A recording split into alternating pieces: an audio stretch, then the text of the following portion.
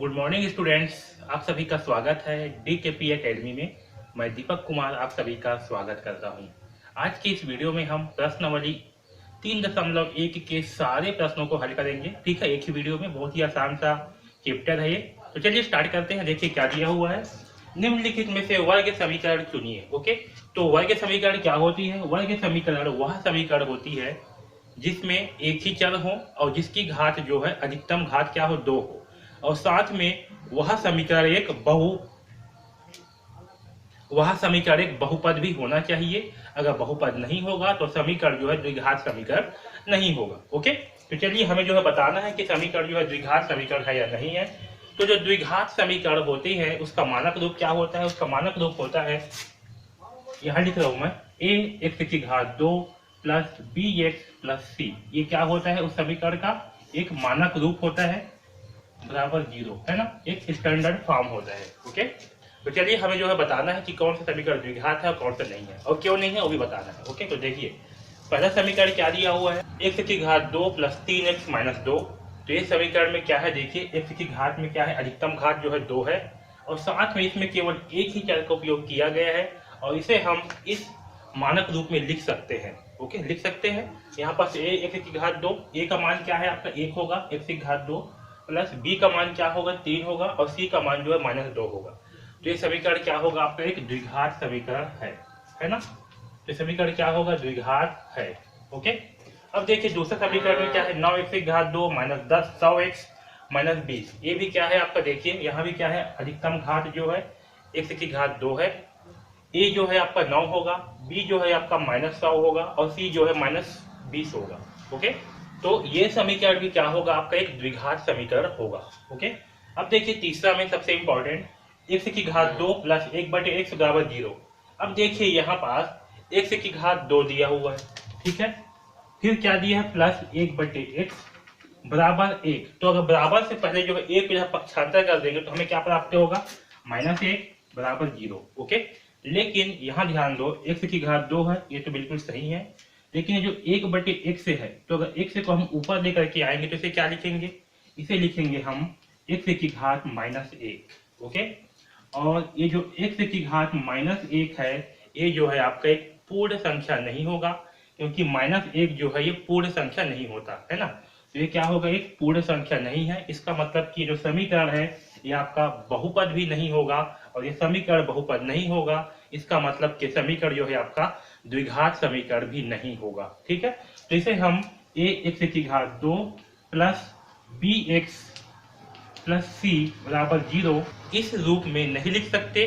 क्यों नहीं लिख सकते, तो देखिए a, यहाँ पास a तो है 1, x की घात 2 भी है, लेकिन b भी है, लेकिन यहाँ x नहीं है। क्या नहीं है, x, क्योंकि यहाँ पास क्या है, x की घात -1 है। क्या है, x की घात -1 है।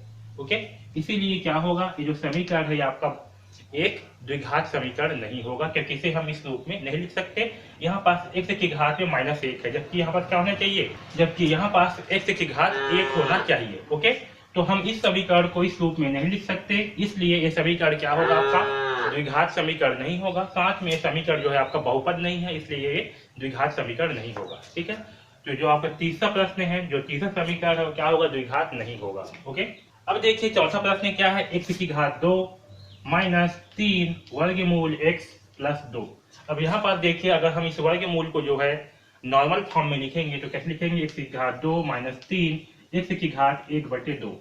ये जो वर्गमूल है इसका मान क्या होता है, 1/2, तो यहाँ होगा x की घात 1/2 प्लस 2। ठीक है, और इसे जो है हम स्टैंडर्ड फॉर्म x की घात 2 प्लस bx प्लस c इस रूप में नहीं लिख सकेंगे, है ना।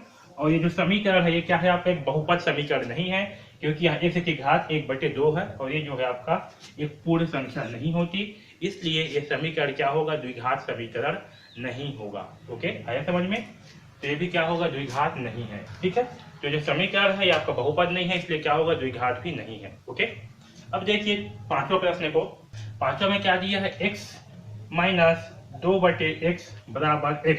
तो जब x को यहाँ क्या है -x, तो जब x को यहाँ पक्षांतर करेंगे तो क्या हो जाएगा, यहाँ आगे ये प्लस x बराबर 0 हो जाएगा। अब देखिए यहाँ पास बटे में क्या है, x है, तो जब x जो ऊपर जाएगा तो क्या होगा, x माइनस तो x की घात -1 हो जाएगा, है ना, प्लस x बराबर 0।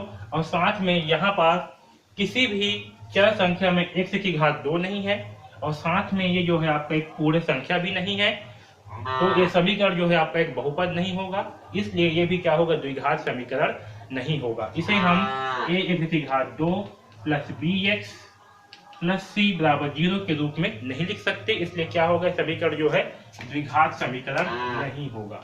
ओके, द्विघात नहीं है, ठीक है।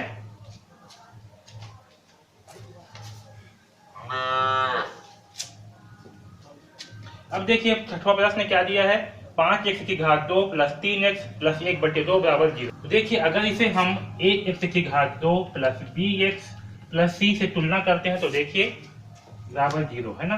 a क्या होगा, वर्गमूल 5। देखिए ध्यान दो, वर्गमूल किस में है, 5 में है ना, x में नहीं है। अगर x में होता तो ये बहुपद नहीं होता, लेकिन वर्गमूल कहाँ है, 5 में है।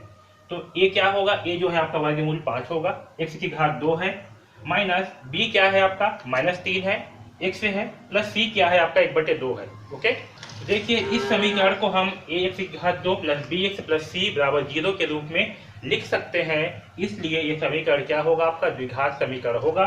और ये जो है एक बहुपद भी है ना, बहुपद है क्योंकि इसमें x की घात 2 है, यहाँ x की घात 1 है, इसलिए क्या है, ये बहुपद भी है, इसलिए ये समीकरण क्या होगा, आपका द्विघात समीकरण है। ओके, द्विघात है, ठीक। तो वर्गमूल अगर x में होता तो द्विघात नहीं होता, क्योंकि वर्गमूल जो है अचर संख्या में है, इसलिए क्या होगा, ये द्विघात समीकरण होगा। ओके, तो कंफ्यूजन मत होना, यहाँ पर यहाँ बटे में है बोल के द्विघात नहीं है ऐसे मत बोल देना। अगर बटे में आपका अक्षर संख्या जो चर संख्या है वो होता, ठीक है, तब जो है ये द्विघात समीकरण नहीं होता। अगर इसके बटे में 2 रहता, 1/2, तब भी ये जो है द्विघात होता।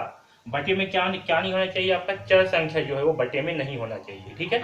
अचर संख्या होगा तो कोई दिक्कत नहीं है, ठीक है समझ में। तो ये क्या है, आपका एक द्विघात समीकरण है। ओके, अब देखिए सातवां प्रश्न में तो है क्या है, x की घात 2 माइनस 10x बराबर 0। इसे हम जो है तुलना कर सकते हैं a की घात 2 प्लस bx प्लस c से। तो देखिए क्या होगा, a का मान होगा 1, x की घात 2 है, b का मान होगा -10 और c का मान होगा 0, क्योंकि यहाँ पर c नहीं दिया हुआ है। ओके, तो ये समीकरण क्या होगा, आपका एक द्विघात समीकरण है। क्या है, ये द्विघात समीकरण है, ठीक है।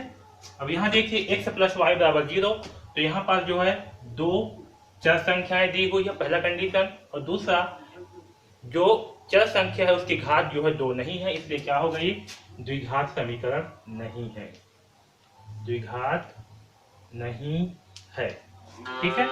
यहाँ देखिए, यहाँ भी जो चर संख्या है इसकी घात जो है 2 नहीं है, इसलिए क्या होगा, ये भी द्विघात नहीं है, ठीक है।